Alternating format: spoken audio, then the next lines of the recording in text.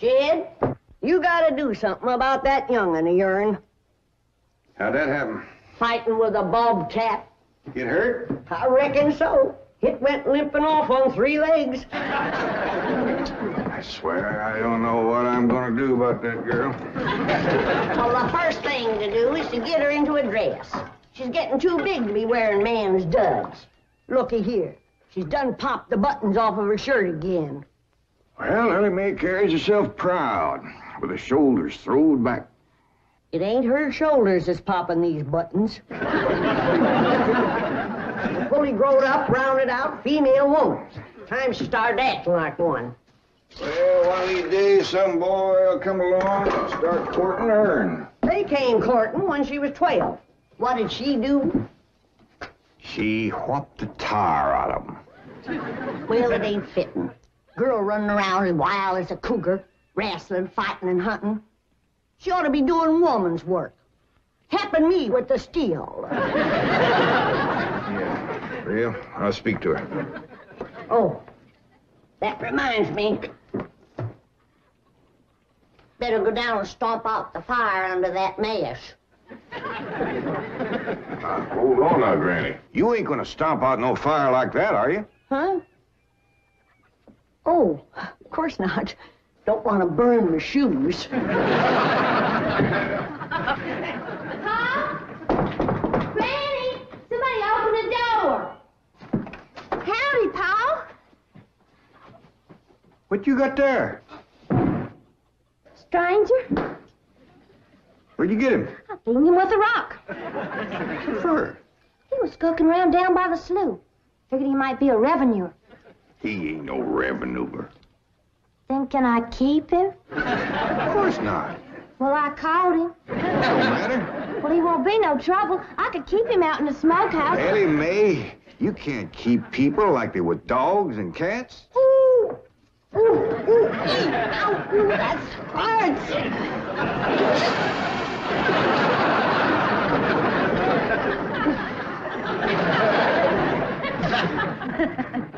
Who's that? Some feller Ellie found nosing around. Beat him with a rock so it'd be easier to tote.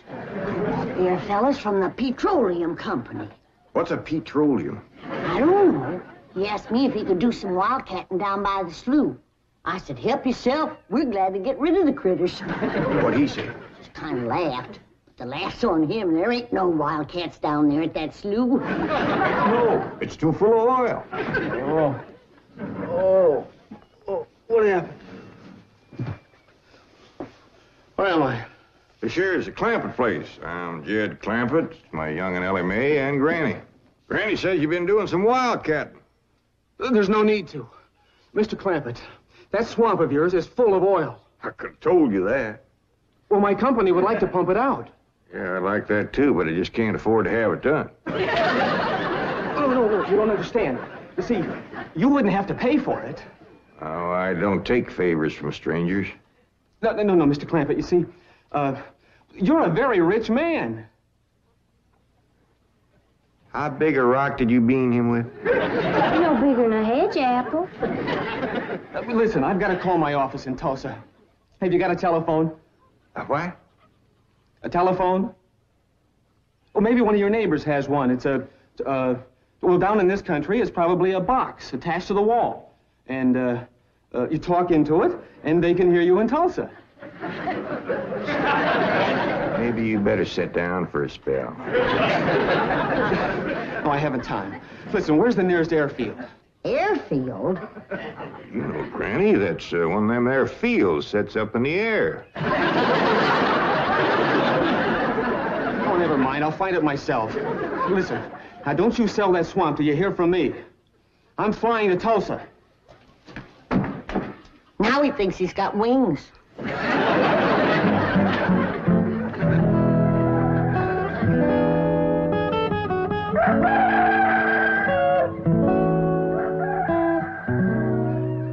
Morning, Granny. Watch them buttons, child. Granny! Them pigs of yours got into the corn. Did they drink much? I reckon they did. This here little fella was kicking blue blazers out of the mule. That's the trouble with razorbacks. They such a mean drunk.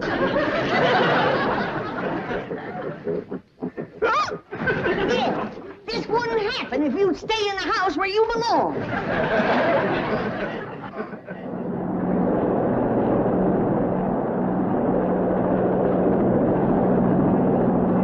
There it is, Mr. Brewster. On the tests and surveys, I'd say that's going to be one of the richest pools since East Texas. News like this is bound to get out. Let's go down and get Clampett's name on a deal. Where's the gun? Where's the gun? Oh, there. What's the matter? You want to see what just flew over Blueberry Ridge? What? The dad-blamedest biggest bird you ever laid eyes on. Probably just an overgrown chicken hawk. Chicken hawk, nothing. That thing could make off with a hog. Hurry up, put that gun together. No room to land near the cabin, Mr. Brewster. It's too rocky and hilly. Then let's get the sling ready to be lowered. Well, Mr. Brewster, that might be dangerous. Hang the danger. We're going to be the first oil company down there if it kills you. Me? Don't worry. If it's safe, I'll follow you. Granny, I see it. There it is. Land of mercy, look at that. What you doing, Granny? That thing's only got one claw, but danged if it ain't grabbed up a man. Hurry, Pa, it's my stranger. Where is it? Just flew over the house. I'll get it on t'other side.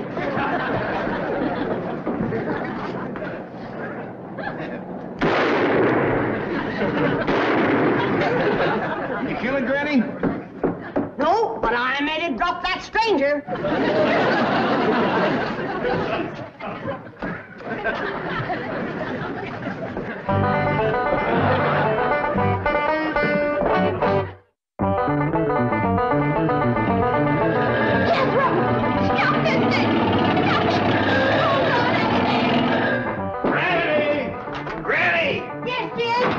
Granny, grab a hold of something and hang on. Cousin Pearl and that overgrown son of hers is headed right for the cabin in that old truck. Heaven protect us.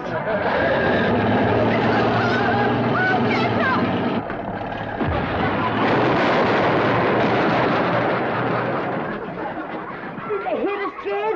No, but I think they sure want the chicken house. Oh, Jed, I'm sure sorry about the chicken house, but nobody got hurt. Jeffro, I told you to get rid of them worn-out brakes. I did, Ma. That's how come we ain't got none. Get on out and lift the chicken house back on its foundation. Jed? Yeah. Jed, Ellie Mae came running over to my place, and she said you sold the swamp to some oil company. Well, yeah, I guess I did. What did they pay you for it?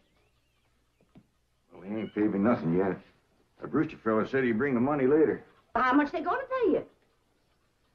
Well, he said I'd depend some on how much oil they could pump out. Well, he must have mentioned some figure. What was it? Now, Pearl, you know that old swamp weren't worth shucks. Jed Clampett, you got slickered and you're ashamed to admit it. That's just what I told you. Granny, how much they gonna pay him? All right, I'll tell you. He said around somewhere between 25 and 100. 25 and 100? I know it don't sound like much, but Mr. Brewster seemed to set great store by the fact he's going to pay me in some new kind of dollar. There ain't no new kind of dollar. Well, it's new to me. I've heard of gold dollars, silver dollars, paper dollars, but he says he's going to pay me in, what do you call them, Granny? $1 million. Yeah, that's it. $1 million? He wrote the whole thing out on this piece of paper. Here, you can see for yourself. I don't know nothing about that kind of stuff. Let's see here now. Thanks in heaven. Granny, give me the jug. It's empty, but I'll fetch some. I'll go, Granny. Jed, you're a millionaire. A millionaire. Yeah, that's what that Brewster fella kept calling me. I didn't know just how to take it. He meant you're rich. Me? The richest man in these hills. Maybe in the whole state. Oh, Jed, you can have anything you want. Do anything you want. Go any place you want. Yeah, that's another thing he kept saying. He said he reckoned I'd be moving away from here soon. What do you think, Pearl? You think I ought to move? Jed, how can you even ask? Look around you. You're 8 miles from your nearest neighbor. You're overrun with skunks, possums, coyotes, bobcats. You use kerosene lamps for light. You cook on a wood stove, summer and winter. You're drinking homemade moonshine, washing with homemade lye soap. And your bathroom is 50 feet from the house, and you ask, should you move? Yeah, I reckon you're right. Man, be a dang fool to leave all this.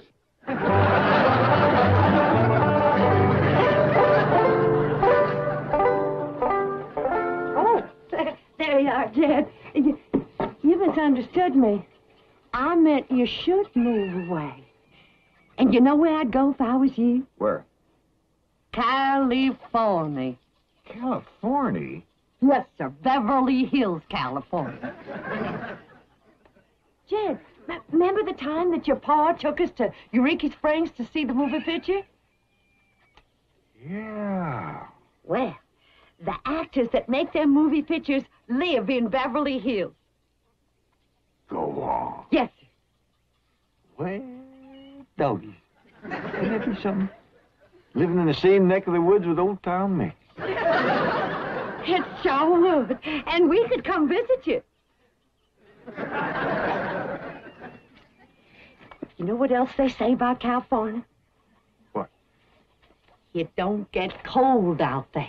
What don't get cold out there? Nothing don't get cold out there. They don't have no snow or no ice. Can't they bring some in? They don't want it. That's why it'd be so good for Granny. Remember last winter when she slipped on the ice and broke her hip? Yeah, poor old woman. She was limping for 2 days. Well, that couldn't happen in California because they don't have no ice. How come? I don't know how come. But Granny'd sure like it, and we could visit you.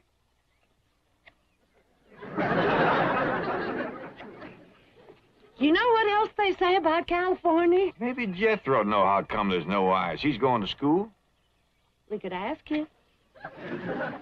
Jethro, Yeah, Ma. come on over here. Speaking of school, Ellie Mae could get herself a fine education out there in Beverly Hills. Yeah, Ma. Your rich uncle's got a question he'd like to ask you. What rich uncle, Ma? Your rich Uncle Jade. Jethro, how come there's no ice in California? Don't look at me. I didn't take it. You big jump. Well, I didn't, Ma. Oh, get out of here. Well, you always... I didn't mean... I was saying, Jed, folks claim California's got it all beat. Why, things grow twice as big out there. Jethro'd be a whopper, wouldn't he? He could help you move. He's awful handy at lifting and toting, and he could drive you out in my truck. I tell you what, Pearl. I'm going to have to study on this. When that Brewster fella comes back, I'll ask him what he thinks. Well, your cousin is right about that, Mr. Clampett. Beverly Hills is a choice residential area, and lots of millionaires do settle there. Folks like me, huh? Well, millionaires. And movie stars, too. Oh, yes, yes. Is Tom Mix there? No, I'm afraid Mr. Mix is dead.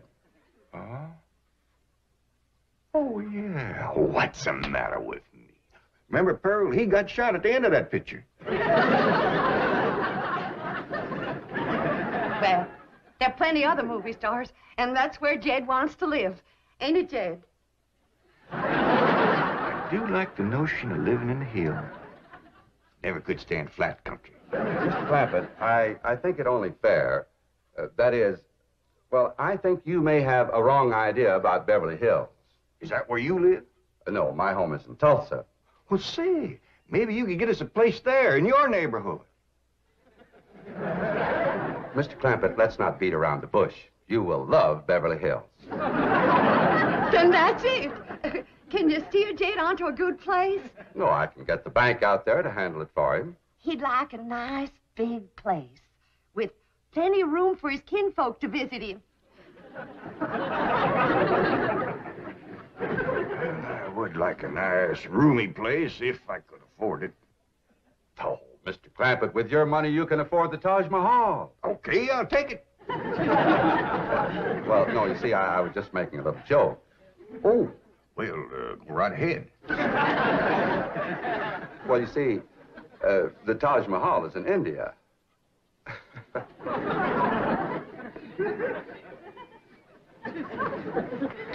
Mr. Brewster, you're a nice fella, but I've heard better jokes. Is the foreigner staying to supper? I'm ashamed to say I ain't asked him. How about it? Oh, I don't think so. Oh, no trouble. What you cooking tonight, Granny? Mustard greens and possum innards. Mm-hmm. Did you hear that, Mr. Brewster? Very clearly. Want to change your mind? Not this time. Well, if you should happen to come back tomorrow, we'll be having leftovers. That's the thing about possum innards. He's just as good the second day.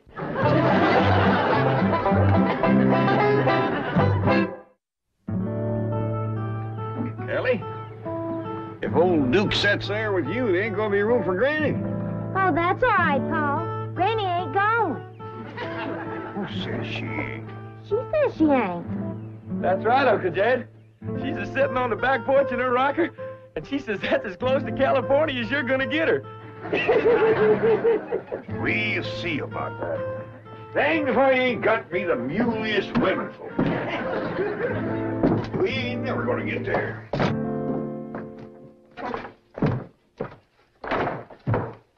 Now, what's all this nonsense about you ain't going to California?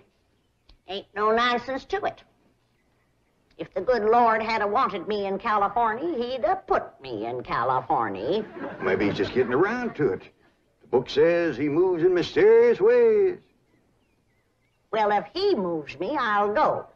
But you and Big Jethro ain't a budging me. Granny, this here Beverly Hills sounds like the kind of place you'd like. That Brewster fella says they got smogs out there. What's a smog?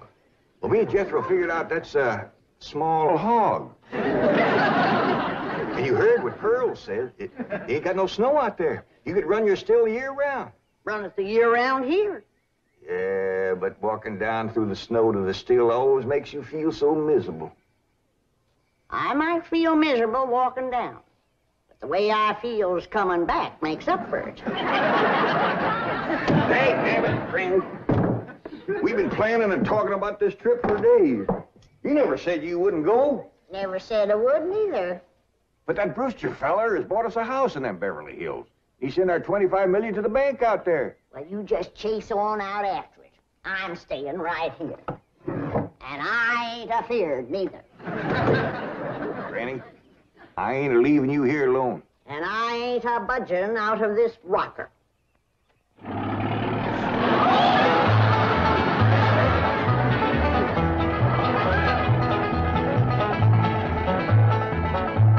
Jethro, what does that sign say? It says Beverly Hills. You hear that, Granny? We're there. They call them hills? Why, we got moles that can push up higher ridges than that. Well, leastways, these hills will be among our kind of folks.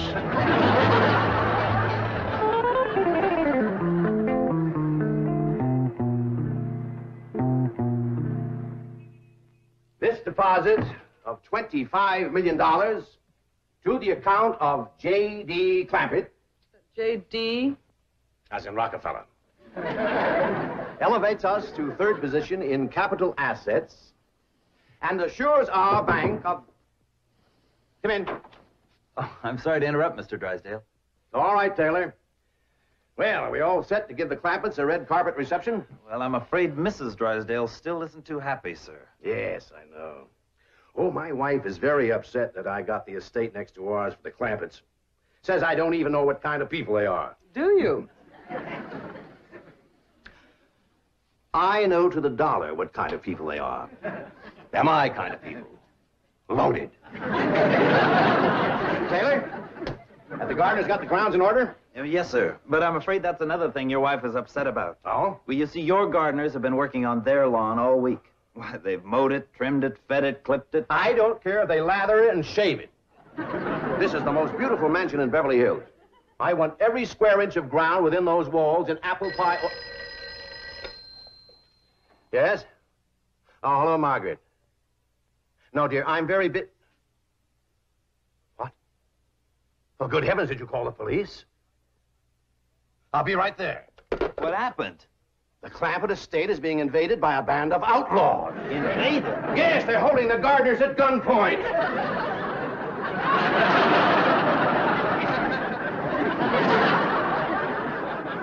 Sure is lucky we come along when we did. That's the truth. The way they were slipping through that gate, another 5 minutes and that whole darn prison would have been empty. Jethro, you sure that's a prison? Yeah, Uncle Jed. I seen pictures. Only thing is, how come there ain't no guards on them walls? Probably done them in with them knives and things. These killers if I ever did see any. Fine neighborhood we's moving into. You hear that? Hot diggity, there's bobcats in these hills. Them sirens! Somebody's calling the law. I reckon they's gonna be mighty grateful for what we done. Folks out here has got a strange way of showing they're grateful. You've locked up one of the richest men in the country. Mr. Clampett, I don't know how to apologize. I'm deeply humiliated. What have you cutthroats done with J.D. Clampett? I'm Jed Clampett, and I'd appreciate it if you let go of my Sunday shirt.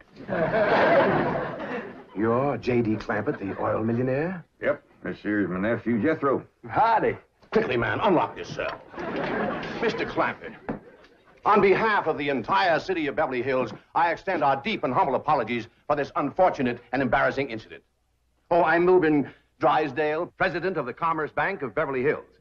My car is waiting to take you and your family to your new home. We want you to know how happy we are to have you, your handsome nephew, your lovely daughter, and your beautiful mother. Wait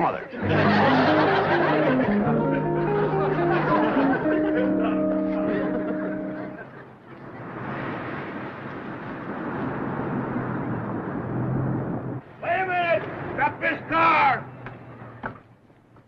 Mr. Drysdale, you tricked us. You just took us out of jail so you could bring us back up here to prison. Head for the hills, everybody!